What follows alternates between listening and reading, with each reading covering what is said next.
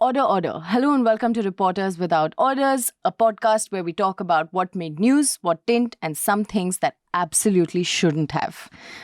It's August 3rd. I'm your host, Nidhi Suresh. With me today are two women who've written about two very different kinds of men. In the studio with me is our very own Tanishka, who's done a profile on Subhash Chandra, a former MP as of last week? Yes, this week actually. As of this week.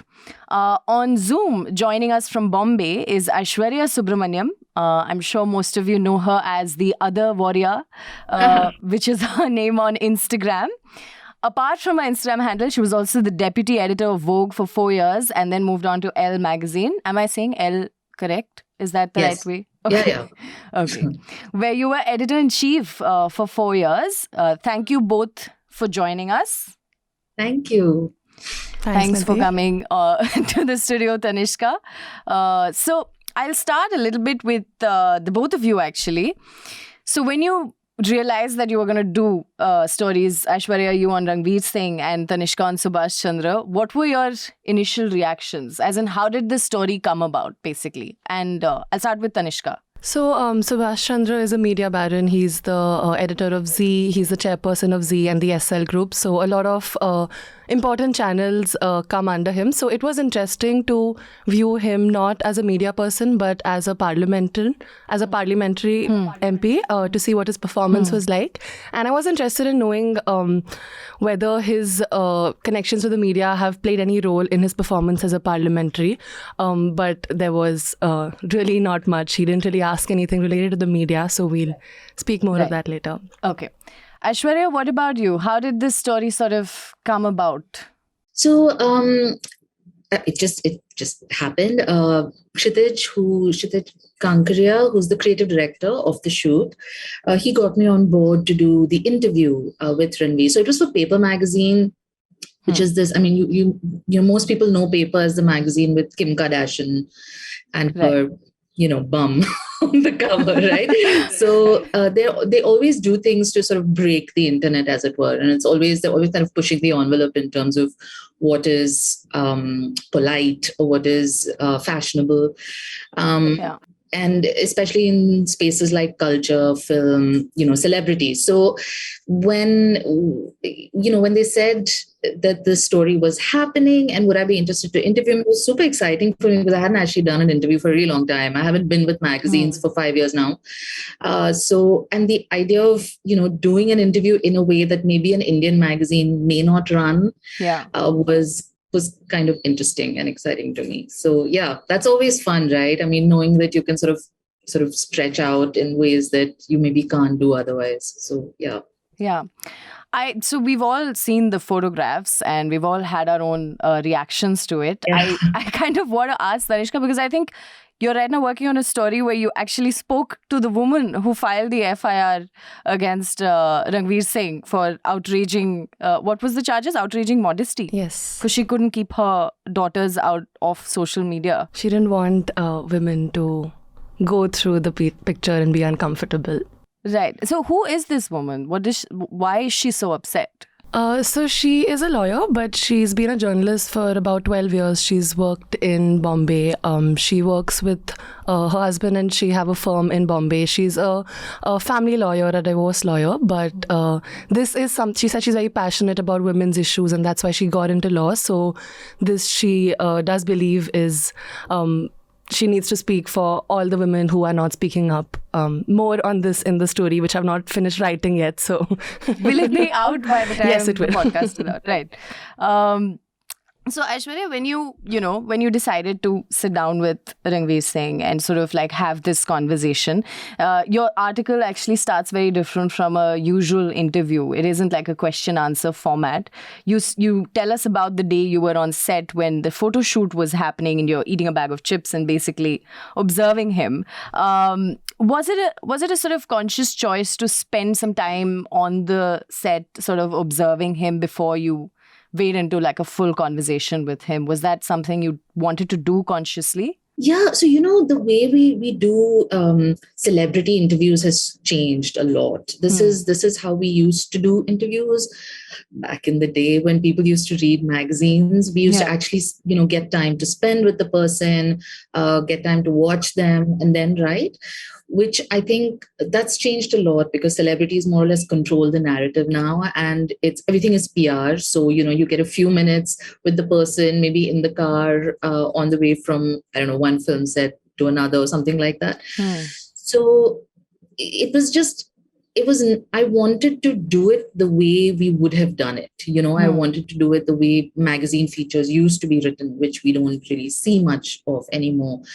And to me, the question answer format is kind of boring because you're not really getting any insight into who the person is apart from just those few quotes that they're giving you. So I wanted it to be a free flowing interview, and I wanted it to be more observational from the beginning. Yeah. Because I mean, we've seen Ranveer so much, like he's so overexposed, right? You've seen him in so many interviews, you've seen him in so many like appearances on TV, on social media, like you've seen him so much. So what am I bringing to the table that's new maybe, or that offers you a different perspective about the man? That was my thought process there. And why did you choose that particular moment to start with, where you start with this observational? You're talking about him on set and, almost even questioning whether he would exist if not for the set itself, right? So why that moment? He's such a performer, he's always performing. And I suppose all celebrities are to some extent because they're so used to being perceived all the time and everyone's always watching them. So, but there's something about Ranveer that's even more performative than other stars, and he's a really likable guy. He's very warm, he's very friendly, he will immediately sort of put you at ease, and his way of doing that is to give you a hug or to give you a kiss, or just to kind of sort of surround you with warmth, and so that kind of breaks down any barriers between you. And I think that's quite sweet. I mean, it's not something you normally see with men, right? Yeah. So I find that I've always found that refreshing about him, but it's such a big part of his personality that I thought would be interesting to start with. Yeah. I mean, I've done a few profiles of men, not celebrities or actors, but within the political sphere. And a lot of times, how, say, I feel about the person kind of colors my judgment before going in. And it's very natural. I mean, at this point, I don't even try to pretend like it doesn't. So I have a certain idea of the person and I have my own worldview and I know whether it matches or not. But of course, at the interview space, or especially when you're looking at a person, the idea is to sort of look at them in all their shades. So what did you think of Ranveer Singh before you went for that interview? Did you like him? Yeah, so I've met Ranveer before. We had shot with him for Elle before. I've always liked him. He's like I say, he's really a genuinely very likable guy.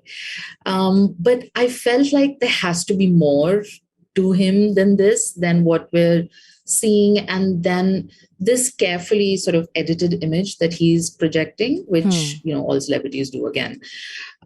So I didn't have any negative connotations about him going in. I thought it was very cool that he had agreed to do this shoot. Also something that not many actors would do, So I don't know. I thought he'd be a fun guy to talk to, and he really was. Yeah. It's just, I think I caught him at a moment, this was post-pandemic, and he was a bit more thoughtful than usual. He was a bit more quiet than usual. So I think I got more of that side of him. But I've always liked Ranveer. So yeah, I didn't go into it with, anything apart from that. I just wanted to present a balanced view of him, I guess. Right. And what did you think of the piece, Tanishka? What stood out for you in the piece that Aishwarya had done? I really liked how it was written, and it was very unapologetic, not just about what you were saying, but also about the way it was written. Wasn't a conventional profile like you said that we see nowadays. I want to know how different was the experience for you interviewing him versus other celebrities you have interviewed. Did it really stand out? No. It was pretty much the same, all celebrities are the same. essentially. At some level, it's like they only give you so much. They don't really let you in beyond a point, obviously. What I liked about him was that he was willing to, I don't know, go a little deeper or think a little more and, give me something that maybe he hadn't before.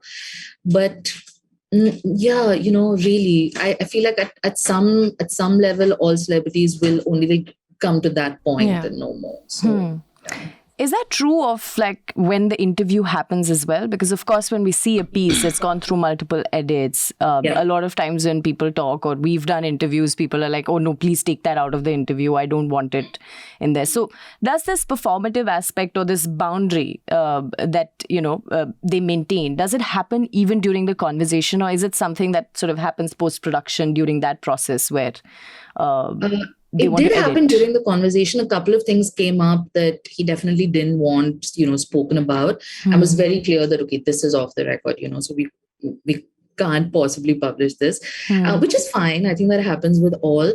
I never share interviews after they've been written with the people they've been written with. So even at Elle and stuff, we never gave approval to a celebrity because celebrities have they have a narrative in mind, right, about themselves, and then that's very boring. They only want to present one view of themselves. So I was very clear that there's not going to be any approval of anything, and you can't dictate what can go into it and won't.